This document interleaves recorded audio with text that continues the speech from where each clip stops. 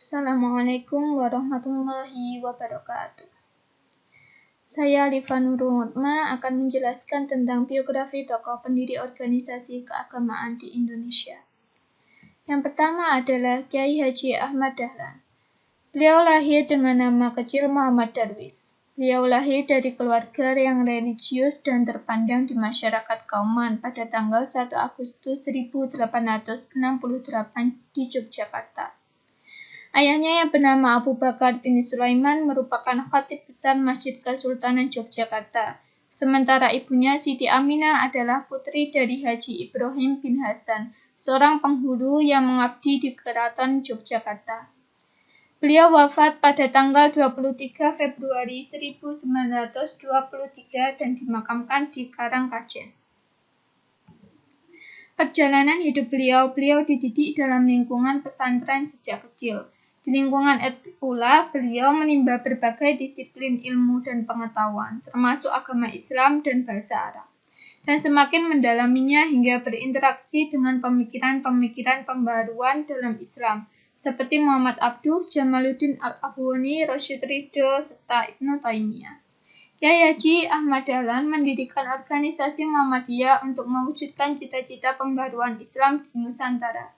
Beliau ingin mengadakan suatu pembaruan dalam cara berpikir dan beramal menurut tuntutan agama Islam. Beliau mengajak umat Islam untuk hidup kembali menurut Al-Quran dan Hadis. Perkumpulan ini berdiri pada tanggal 18 November 1912. Sejak awal, Kyai Haji Ahmad Dahlan telah menetapkan bahwa Muhammadiyah bukanlah organisasi politik, tetapi bersifat sosial dan terutama bergerak di bidang pendidikan. Kiprah beliau dalam organisasi Muhammadiyah, yakni beliau telah mempelopori kebangkitan umat Islam untuk menyadari nasibnya sebagai bangsa terjajah yang masih harus belajar dan berbuat.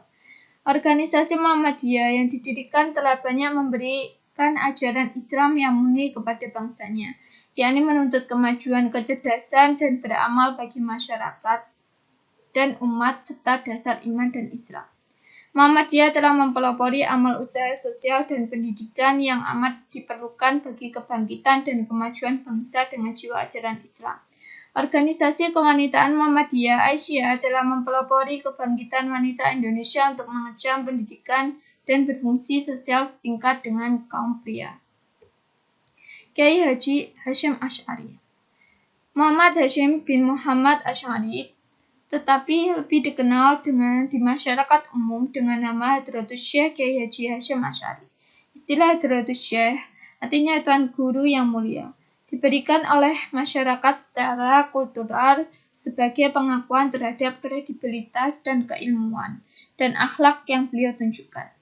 Beliau lahir di Pondok Gedang Diwek, Jombang, Jawa Timur pada Selasa 14 Februari 1871. Kyai Haji Hasyim Asy'ari wafat pada 25 Juli 1947 karena tekanan darah tinggi, bertepatan dengan 7 Ramadan 1366 Hijriah. Perjalanan hidup Kyai Haji Hasyim Asy'ari. Kyai Haji Hasyim Asy'ari ketika berusia 15 tahun mulai mengembara untuk menuntut ilmu. Beliau belajar ke pondok-pondok pesantren yang masyhur di tanah Jawa, khususnya Jawa Timur.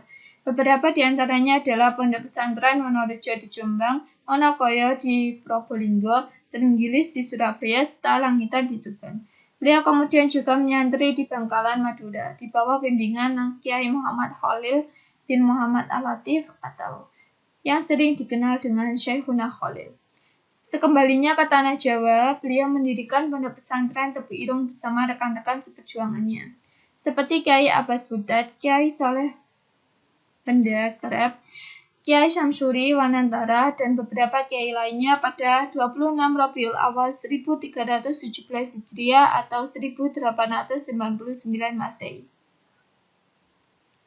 Pada tanggal 16 Sa'ban 1344 Hijriah atau bertepatan 31 Januari 1926 di Jombang, Jawa Timur, beliau mendirikan Jamiah Nahdlatul Ulama bersama Kyai Bijisri Syamsuri, Kyai Haji Wahab Hasbullah, dan ulama-ulama besar lainnya.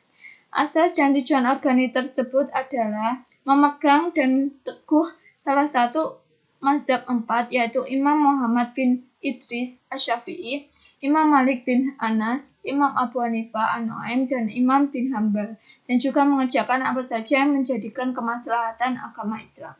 Kiai Haji Hasyim Asy'ari terpilih menjadi Rais Akbar NU, sebuah gelar yang hingga kini tidak seorang pun menyandangnya.